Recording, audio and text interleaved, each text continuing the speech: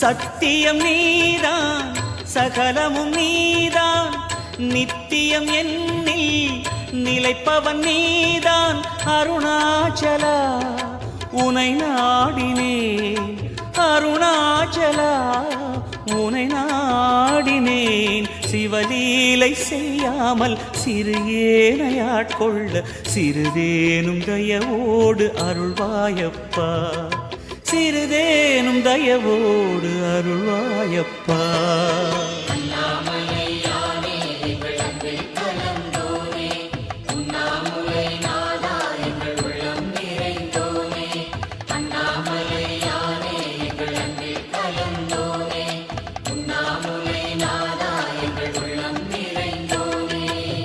சிவமயமாக தெரிகிறதே சிந்தையில் சிவயோகம் வருகிறது.